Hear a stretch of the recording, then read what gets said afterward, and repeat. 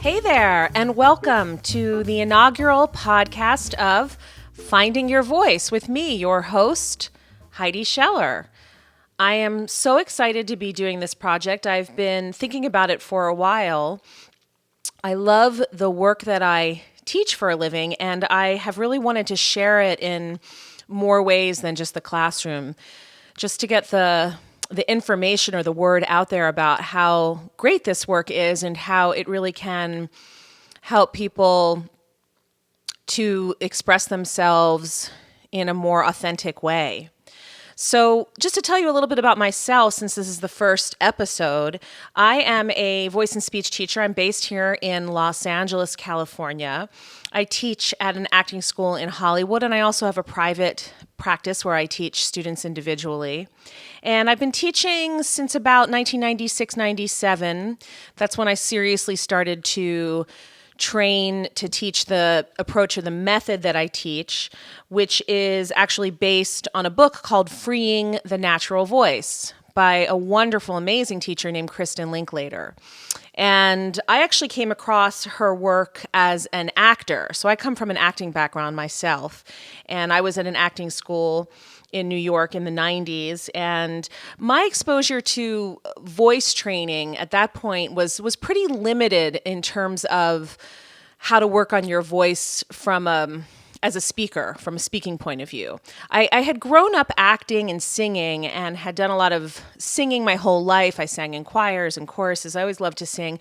And I had actually done some singing training and done some private singing lessons and that kind of thing. And that was my basic exposure to what voice training could be. So when I went into acting school, I didn't really have any concept that you could work on your voice as a speaker, that your speaking voice was something that you actually could train and develop and expand and make better. So, when I first came into acting school, I was pretty ignorant and had a lot to learn. And that was where I first came across this work that I now teach. I had no idea at that point that I would ever be teaching it. But my experience with it as a student when I was an actor was pretty profound as I learned this body of work, which really simply, once you learn it, becomes a kind of voice and physical body and voice warm-up. This body and voice warm-up that I eventually learned through this training that comes from Freeing the Natural Voice became a tool that I ended up using on a regular basis. And for me, it had a very profound effect.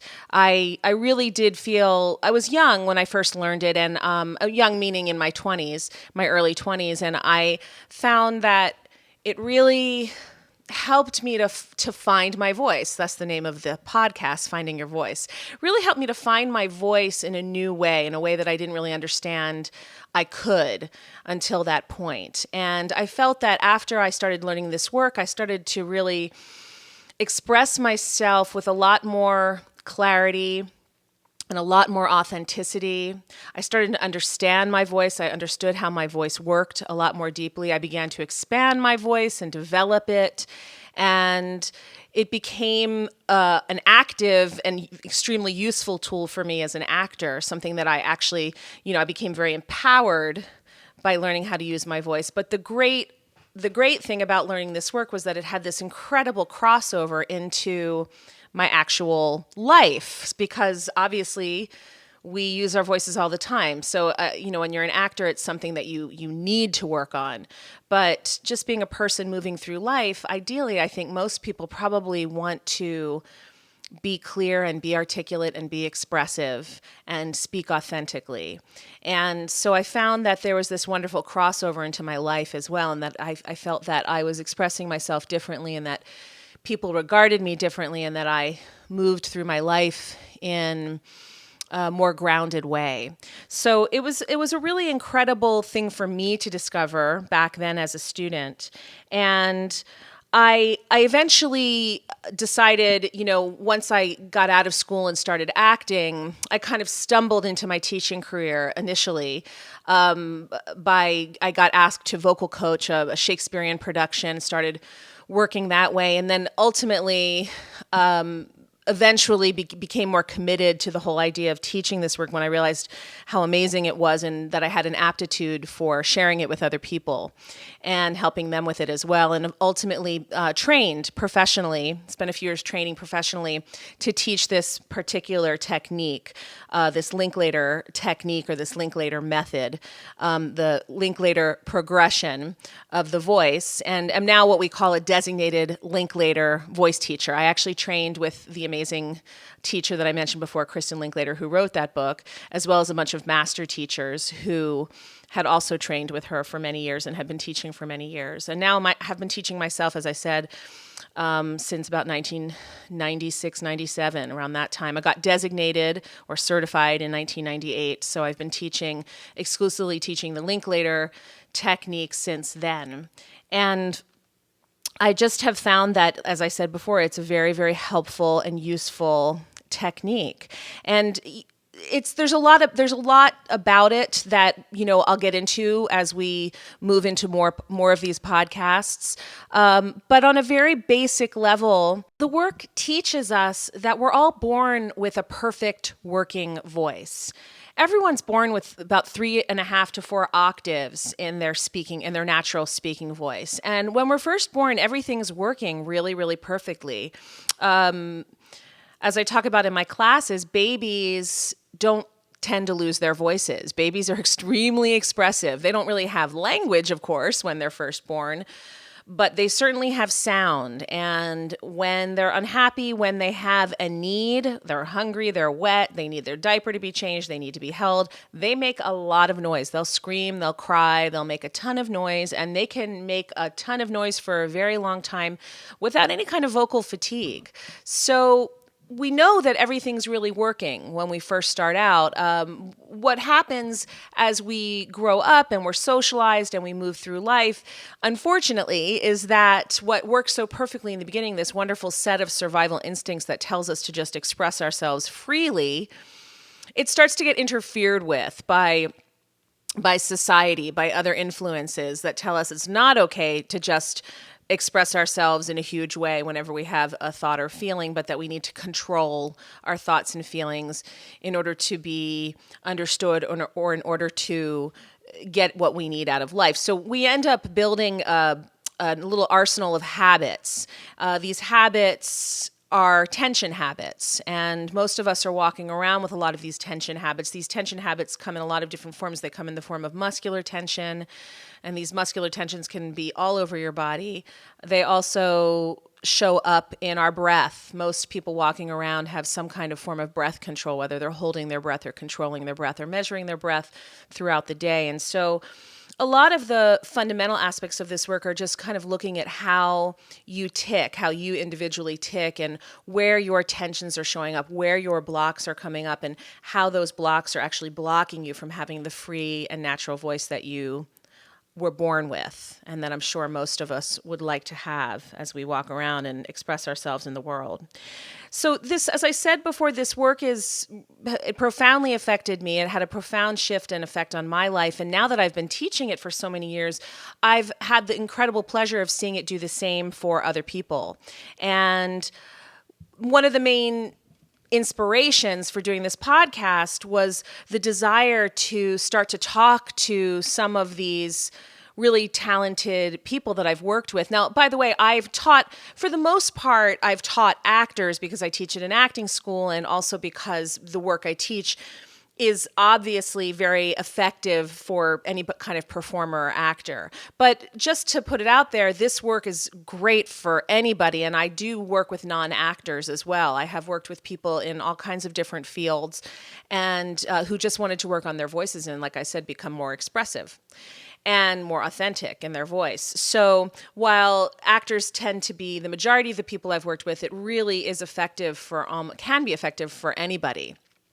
And I just wanted to have a chance to interview some of these people who I've worked with, some of these incredibly dynamic, talented people who have embraced the work and who have been affected by the work very similarly to me, and just have a chance to talk to them and hear from them and hear from them about what effect it's had on them and how they use this work and how they're using it in their lives and their careers. So I'm really excited about today's first inaugural podcast. We're going to be interviewing a wonderful actor and person. His name is Cody Linley, and Cody has been acting. And we'll hear more from him, but I believe Cody's been acting since he was a child. And so he's kind of come up in acting since he was young and has only recently come to find the voice work in this past year and has really embraced it and has just really benefited enormously from the work, from what I've seen. And I'm really excited to hear from him and just to hear how it's affected him and how he's using it, to just see how this work has helped him and benefited him in his career and in his process.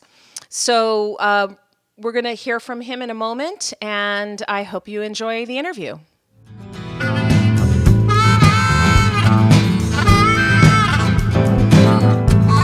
So here we are with Cody. Welcome to the inaugural podcast of Finding Your Voice. Oh, thank you so much. Thank you so much for being here. I'm so excited to get to talk to you. So let's just have you tell a little bit about your background, where you're from. Where did you grow up? I grew up in Lewisville, Texas, which is in Dallas, and A suburb of Dallas? yes. And yeah, so I came from Texas, and I've been living out in California for the past 7 years. And what was your background in terms of like performance and acting? Did you start, how young were you when you started, and how did you get into the field of acting? Well, my older brother was an actor, and my mom is an acting coach. Her name's Catherine Sullivan, and she actually still teaches today in Texas. Wow. So I got to visit a movie set before I ever worked on one with my brother. So that was cool, and I think I just got the acting bug pretty early. Since everyone in my family was already doing it, I wanted to be a part of it. And I did modeling when I was 5, and then started doing commercials and did a TV movie. And the first feature film I was in, I was 8 years old. Wow, what was that? It was My Dog Skip with Kevin Bacon. Oh, sure. And so Frankie Muniz, right? Yeah. So that was a great experience, getting to work with animals and adults. Since then, it's always been my dream, and I just keep on doing it.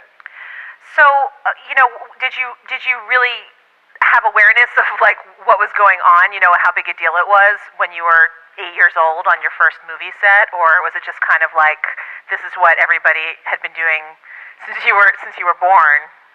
Yeah, honestly, I had no idea. I didn't have an idea of how big of a deal it was. I think everyone was excited about meeting Kevin Bacon, and I didn't really even know who he was at that point. Right. But he was a very sweet guy and a great role model for me.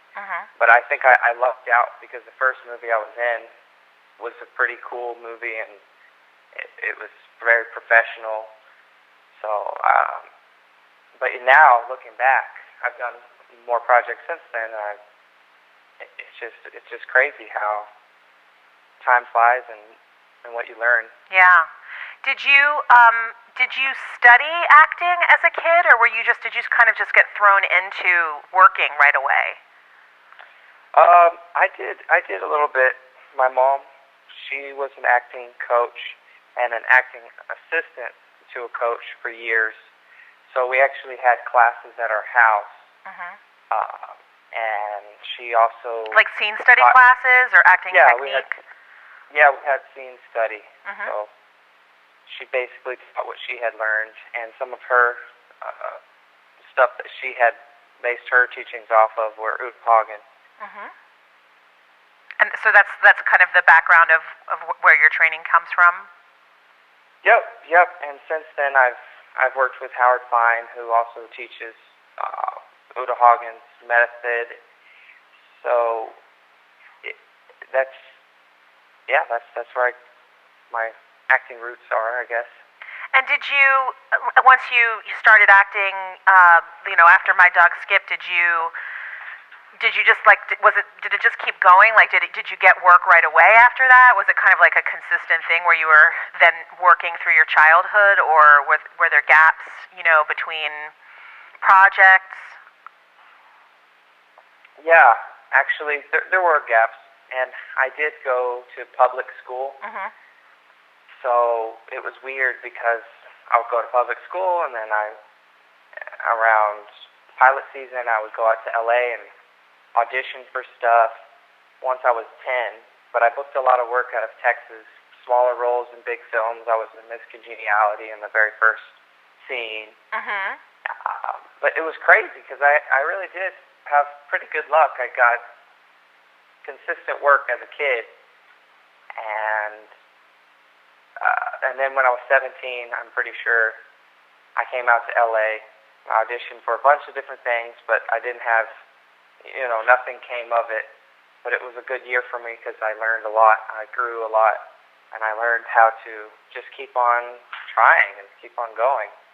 Just despite not booking or getting rejected, just to have the endurance to keep plugging away at it. Yes, definitely. And then did something come through after that year, that when you came out here and nothing was going on for a little while? Yeah. I think that one of the biggest life changers for me in my career is I booked a guest starring role on Hannah Montana, mm-hmm. and it ended up recurring, and I came back a total of 12 times through season 1 and 4 through 4. And that was was that kind of during the height of the whole Hannah Montana craze? Yes, yeah, it was. So what was that like? That must have been kind of crazy.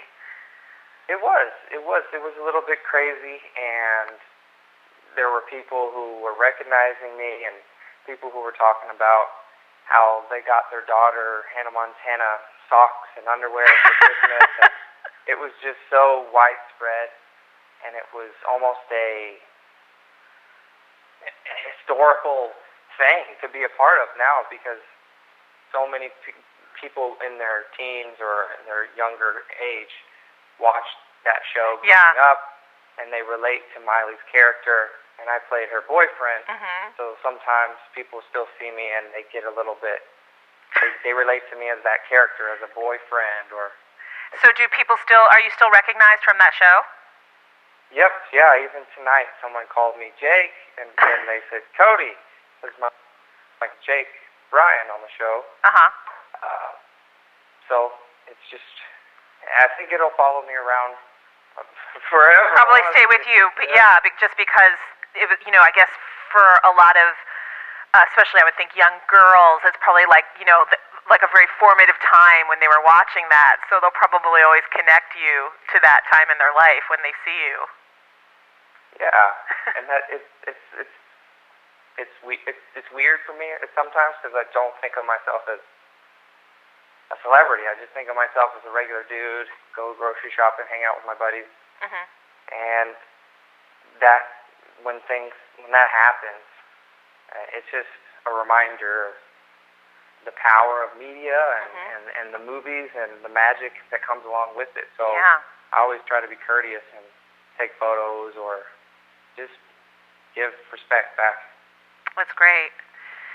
So let's talk about the voice work a little bit. So, I mentioned I did a little intro, and I mentioned that you just came to it this year. So I'd love for you to talk a little bit about what was the catalyst to bring you into, or to the desire to kind of bring you into studying voice work, and what led you in particular to finding the Linklater voice work in particular. A really good friend of mine found you, Heidi, on the Linklater website. He was a former student of Juilliard, so he had all kinds of training, and since this year, my goal was to recommit myself to acting and just study as much as I can. It seems that Linkletter was a missing puzzle piece to my training. And in what way? In what way did you feel? What was it that you felt was missing in particular? I think that just connecting to my breath and my, which deepened my emotional life, as well as working with my voice, and as far as more of a natural speaking voice, not a singing voice. Mm-hmm. And I think that since I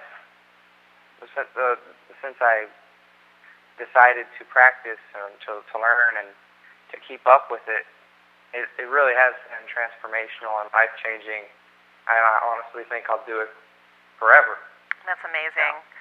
So, before you actually came to me and started working with me, how did you feel about your voice? Were you really aware of it, or did you feel like, did you like it? Did you feel like you were blocked in any kind of way, or did you have any kind of particular goals in terms of, what you wanted, in terms of how to express yourself through it?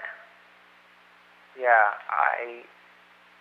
I think that I was aware of my voice, but that I did feel blocked. I think that I felt that there was more to what I wanted to say, and I've often been a bit of a quiet guy or shyer type of person, and I just figured that would be how I was. And I think that since doing the Linkletter, it's given me more bravery just to say what's on my mind and to open up, and in my everyday life too. Yeah. And it's made me feel more powerful with my voice as well. Yeah. Because I think that my voice was a little bit breathy or on the lighter side, and now I can access just a larger range in my whole voice. Yeah, I definitely agree with that. I mean, I know you and I have talked about, or I've commented to you before about how much more grounded your voice is, and how much more grounded you seem after we do the work together. Yeah, thank you. Yeah, it's always fun. It's always fun working with you. I always feel better after doing the Linkletter warm up, and working in class with you was a blast, and I'm coming back for Voice 3. I'm looking forward to it. So now that you've you've learned the basic voice progression, you've learned all the elements of the warm up, so you know the warm up, and now you're starting to use it. Like you said, it's probably a tool you'll hopefully be using for the long run. How since you stopped taking class, I guess just about a month ago, so you've kind of been doing it on your own now for about a month. How have you been feeling about it now? And how have you been able to use it? I'm actually interested to hear in both your career specifically, but also just in your life as well. Like, how is the warm up kind of coming into your life and helping you or benefiting you?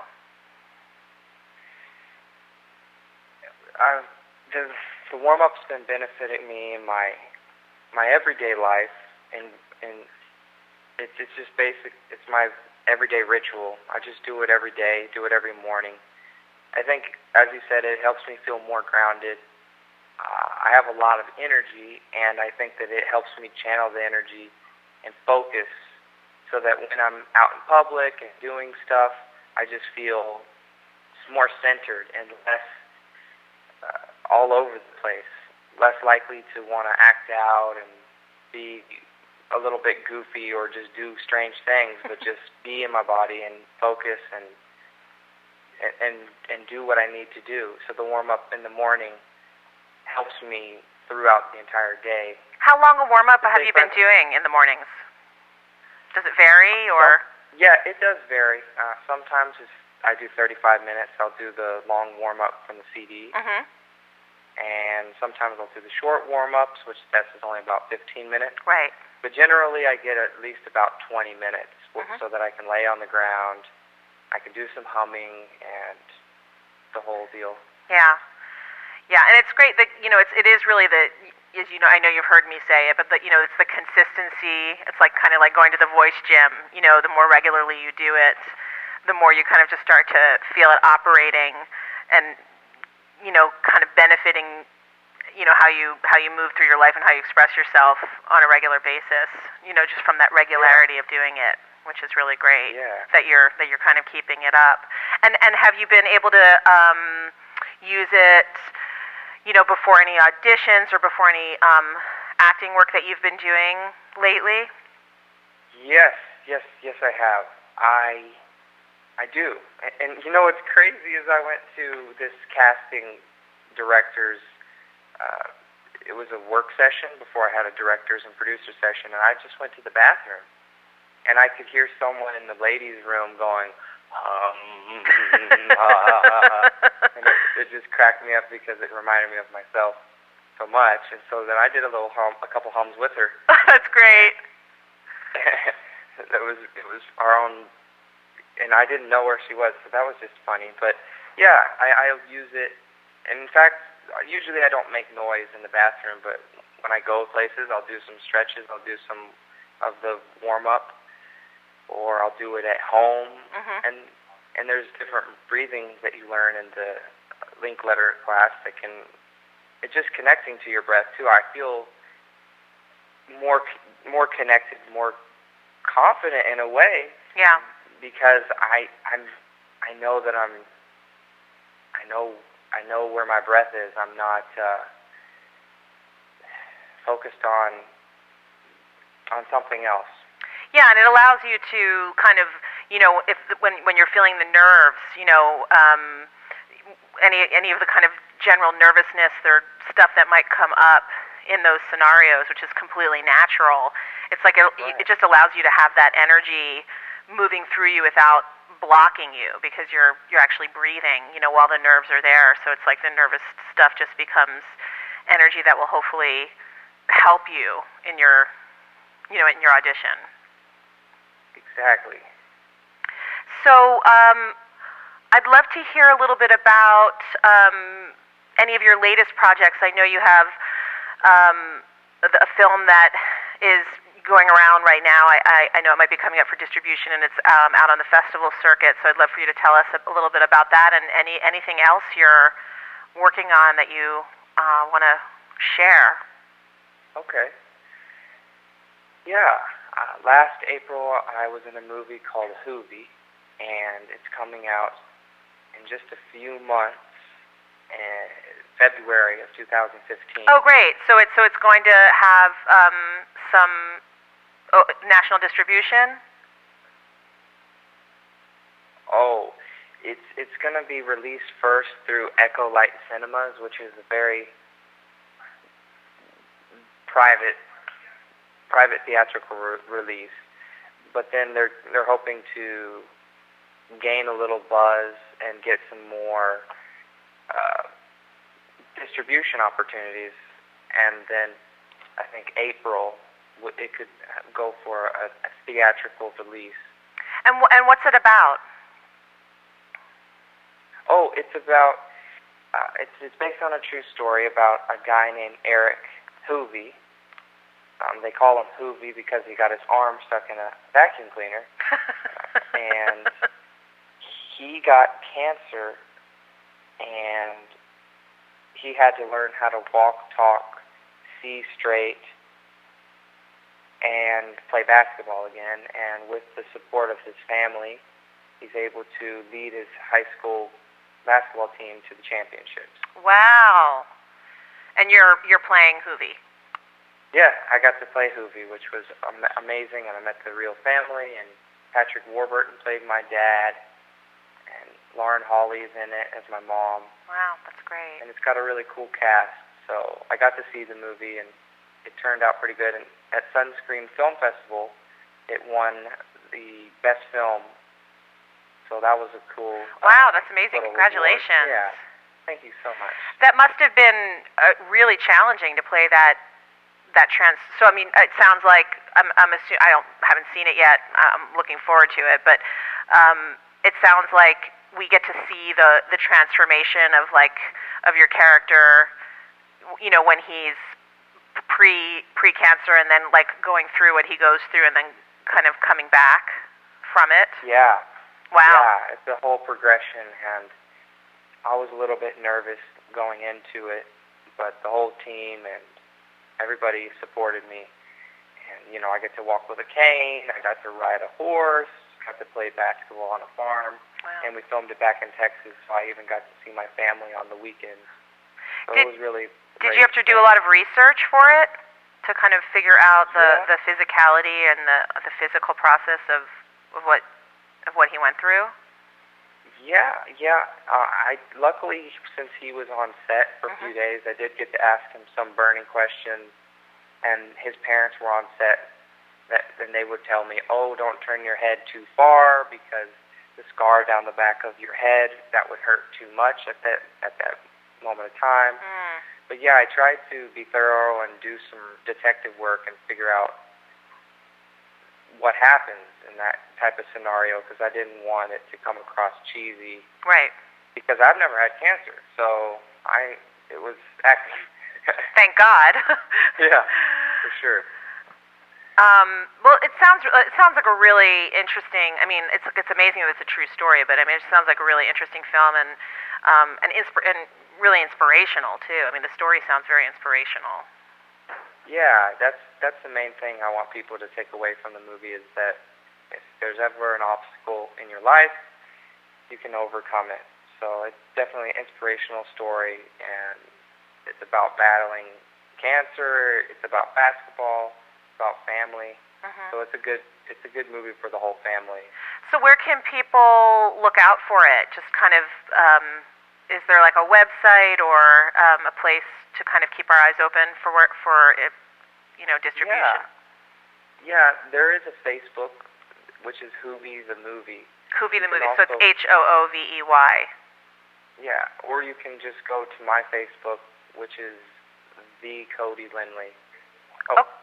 Facebook.com/the Cody Linley. Okay, great. Put up any future release information. I think there's definitely a trailer out, so you can check that out too. Yeah. Great, and I guess that's where people can also check out that Facebook page if they want to just see what else you're up to currently or check out your current projects. Yeah, definitely. Follow me or like me on Facebook. And then I'm at Cody Linley 7 on Twitter. Had to plug that too. Great, yeah. All right, fantastic. Well, this has been so much fun, and I'm so grateful that you were willing to chat with me about yourself and your experience with this voice work and just what's going on for you. It's been really great hearing about everything. Definitely. No, I'm grateful that we found each other and that we were able to do this, because the voice work that you've led me through has helped me. I'm so glad, and I'll look forward to having you back in another class. All right, definitely. All right. Yeah. Thanks, Cody. Okay, thank you, Heidi. Well, that was great. Wasn't Cody amazing? Such a great guy and a really talented actor. I'm really looking forward to seeing his movie and just seeing what else is in store for him in the near future. If you want to check more out about Cody Linley, his website is thecodylinley.com. His name is spelled CodyLinley, thecodylinley.com, or you can check out his Facebook page, which is facebook.com/thecodylinley, and his Twitter handle is @CodyLinley7. If you're interested in finding out more about the voice work we've been talking about, you can check out my website, which is www.HeidiScheller.com. My name is spelled HEIDI Scheller. HeidiScheller.com has information about me and the work we've been talking about in today's podcast, and a way to contact me if you're so inclined. So that's all for today's episode. I'll look forward to next time. Please tune in when we'll be hearing from somebody else who is finding their voice.